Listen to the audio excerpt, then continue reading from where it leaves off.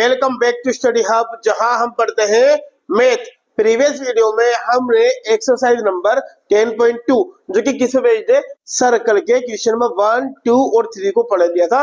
इस वीडियो में पढ़ेंगे क्वेश्चन नंबर 4 और 5 को। देखो क्वेश्चन नंबर 4 क्या है, बड़ा ही सिंपल क्वेश्चन है। लिखा हुआ है prove that the tangent draw at the ends of a diameter of a circle are parallel. यानी कि देखो क्या दे रखा है हमारे को, एक सर्कल है जिसकी P और Q एक डायमीटर है। इस डायमीटर इस वाले एंड से एक टेंजेंट जा रहा है AB और इस वाले एंड से एक टेंजेंट जा रहा है CD। ये दोनों एक दूसरे के पैरेलल है, ये हमको प्रूफ करना है। ठीक है, सबसे पहले इस टाइप के क्वेश्चन आता है हम क्या करते हैं, ध्यान रखना, जैसे क्वेश्चन लिखा रहता है डायग्राम हम खुद बनाते हैं। सबसे पहले हम क्या करते हैं, अच्छा सा खूबसूरत सा डायग्राम बनाते हैं। ठीक है, देन उसके बाद हम लिखते हैं गिवन। जो भी चीज दी हुई होती है इसको हम लिखते हैं गिवन। तो गिवन क्या हमारे को दे रखा है, PQ is a diameter of a circle with radius O। क्या दे रखा है, PQ is a diameter of a circle with center O। यानी कि O सेंटर वाले एक सर्कल की डायमीटर कितनी है, PQ। इसके ऊपर से दो हमारी क्या जा रही हैं, टेंजेंट जा रही हैं। यानी कि हमें P से टेंजेंट जा रही है AB और Q से टेंजेंट जा रही है CD। हमें प्रूफ करना है कि दोनों टेंजेंट एक दूसरे के पैरेलल हैं। ठीक है, tangent AB from P and tangent CD from Q। ठीक है, यह हमको दिया हुआ है, गिवन है। हमें क्या प्रूफ करना है कि जो AB और CD है ये एक दूसरे के पैरेलल है। टू प्रूफ क्या करना है हमारे को, to proof tangent AB parallel है टेंजेंट CD के। ठीक है, तो हम करते हैं प्रूफ। अब वो प्रूफ करने के लिए हम सब क्या करते हैं, हम सबको पता है एंगल APO और एंगल OPB कितने डिग्री का बनना है, ये भी 90 डिग्री का बनना है और ये भी 90 डिग्री का बनना है। सिमिलरली इधर आ जाओ, एंगल CQ और OQD ये भी कितने डिग्री का बनना है, 90 डिग्री का। सबको दिख रहा है, देखो AP और O 90 डिग्री का बनना है, इसी तरह CQ और O भी 90 डिग्री का बनना है। BPO 90 डिग्री का बनना है और DQO भी कितने डिग्री का बनना है, 90 डिग्री। ठीक है, अब देखो हमको पता है APO और OQD क्या बन रहा है हमारा, ऑल्टरनेटिव एंगल बन रहा है। क्यों, हमको पता है Z शेप में बनने वाले एंगल ऑल्टरनेटिव होते हैं। हमको यही प्रूफ करना है कि ये हमारे APO और OQD क्या है, एक दूसरे के ऑल्टरनेटिव है। क्योंकि हमको पता है जो ऑल्टरनेटिव एंगल होते हैं एक दूसरे के बराबर भी होते हैं और एक दूसरे के पैरेलल भी होते हैं। ठीक है, ऑल्टरनेटिव एंगल किसे कहते हैं, Z शेप में बनने वाले एंगल को। अब Z शेप में बनने वाले एंगल ये और ये एक दूसरे के बराबर भी होते हैं और एक दूसरे के पैरेलल भी होते हैं। हमको ये प्रूफ करना है एंगल APO और एंगल OQD एक दूसरे के बराबर भी है और पैरेलल भी है। तो हम क्वेश्चन को करते हैं स्टार्ट। ठीक है, तो हमको पता है एंगल APO इक्वल है किसके, एंगल OQD के। एंगल OQD के रीजन क्या हमारे, बोथ 90 डिग्री। सिमिलरली हमको ये भी पता है कि एंगल CQO किसके इक्वल है, एंगल OPQ के। एंगल OPQ के ये भी क्या रीजन है, बोथ 90 डिग्री।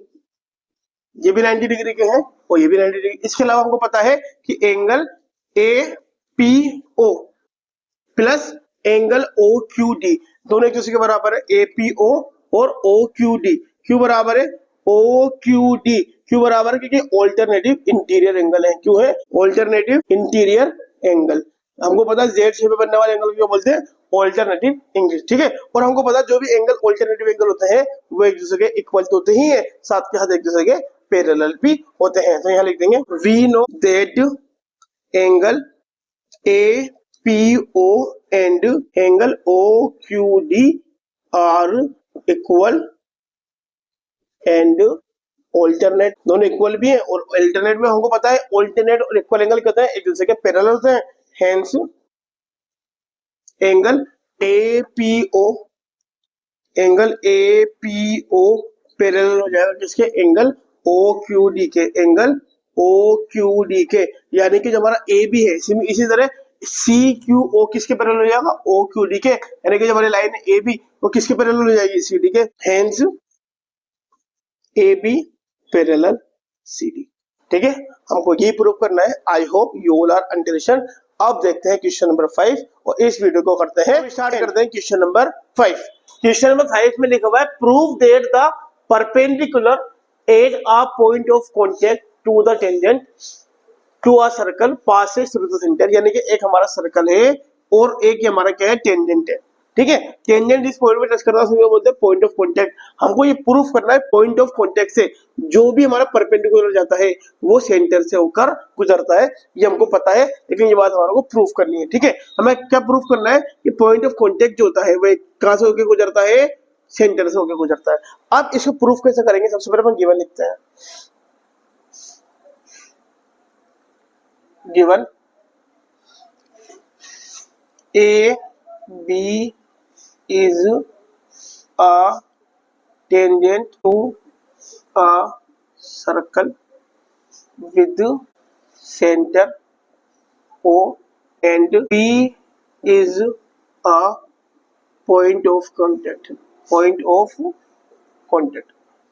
अपन ने लिख दिया कि ए बी इज सर्कल जिसका सेंटर O है का टेंजेंट है जिसका पॉइंट ऑफ कांटेक्ट क्या है, P। अब हमको क्या प्रूफ करना है, तो हम लिखेंगे टू प्रूफ। मतलब ध्यान रखना जब भी हमारे इस तरह के क्वेश्चन आते हैं सबसे पहले हम डायग्राम बनाते हैं, हम क्या लिखते हैं गिवन, उसके बाद टू प्रूफ। हमको प्रूफ क्या करना है, हमको क्यों प्रूफ क्या करना है, परपेंडिकुलर फ्रॉम P, यानी कि perpendicular from P always passes from centre O, ये हमको प्रूफ करना है। ठीक है, तो अपन इसको करते हैं प्रूफ। अब देखो प्रूफ करने के लिए हम सभी को वैसे पता है, हमारे एक थ्योरम होती है, हमको पता है कि जो परपेंडिकुलर जो निकलता है पॉइंट ऑफ कांटेक्ट से वो हमेशा सेंटर से होता हुआ जाता है, क्योंकि हमको पता है ये रेडियस और परपेंडिकुलर आपस में 90 डिग्री एंगल बनाते हैं। लेकिन हम क्या करते हैं, इसको प्रूफ करने के लिए एक अलग से पॉइंट मानते हैं, let the point of circle other than centre O, जिसको अपन ने क्या नाम दिया, M। ठीक है, अपन ने क्या माना, let the point M in circle other than centre O, other than centre O। अपन ने मान लिया कि सर्कल के अंदर एक पॉइंट है M जो सेंटर O के अलावा साइड में है। ठीक है, अब एक परपेंडिकुलर इसमें से गुजार लेंगे। ठीक है, कहां से, M के लिए। ठीक है, ये अपन ने मान लिया कि कितने डिग्री का है, 90 डिग्री है, क्योंकि हमको पता है रेडियस और टेंजेंट आपस में 90 डिग्री एंगल बनाते हैं। तो हमारे साथ क्या आ गया, एंगल BPM, एंगल BPM कितने डिग्री का आ गया, 90 डिग्री का। इज इट क्लियर, ये हमारा एक हो गया इक्वेशन नंबर 1। बट एक्चुअल में हमको क्या पता है, तो भी हमारा पॉइंट ऑफ कांटेक्ट से परपेंडिकुलर होकर जाता है, वो किस होकर जाता है, सेंटर O से होता हुआ जाता है। तो हम क्या करते हैं, P से M के लिए टेंजेंट निकालते हैं। हमको पता है ये एक्चुअल में कितने डिग्री का होता है, 90 डिग्री का। ठीक है, तो हम आते हैं वी नो एक्चुअल में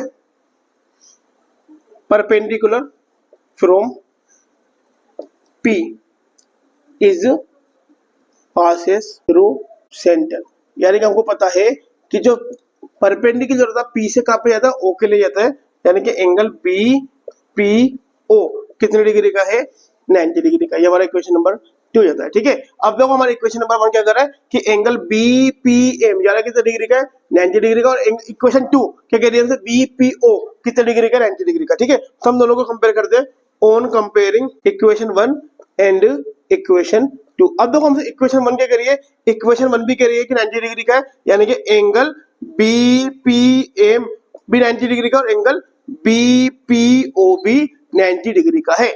लेकिन क्या कह रही है कि ये वाला एंगल और ये वाला एंगल दोनों 90 डिग्री के हैं। क्या दोनों एंगल बराबर है, नहीं, बट एक्चुअल हमको क्या पता है कि एंगल जो BPM है वो छोटा है और जो एंगल BPO है वो बड़ा है। ठीक है, हमको देखो पता है कि ये देखो ये तो हमारा एंगल छोटा है और ये 90 डिग्री का है। अपन ने लिख दिया कि एंगल जो BPM है वो छोटा है और BPO जो बड़ा है। ठीक है, यानी कि ये दोनों बराबर कब हो सकते हैं, क्या एंगल BPO, क्या BPM, इक्वेशन 1 और इक्वेशन 2 क्या कह रहे हैं हमसे, BPM और BPO बराबर है। क्या BPM और BPO बराबर हो सकते हैं, नहीं, नॉट पॉसिबल। ये बराबर कब हो सकते हैं, ये बराबर कब हो सकते हैं, ये दोनों तभी बराबर हो सकते हैं जब ये एम भी यहाँ पर हो और ये लाइन यहीं से निकली। ये देखो बराबर हो सकते हैं हमारे एंगल बीपीओ और बीपीएम, यानी कि ये वाला एंगल और ये वाला एंगल बराबर कब हो सकते हैं, जब दोनों लाइनें एक ही जगह। हम क्या लिख सकते हैं, BPM not possible, only possible.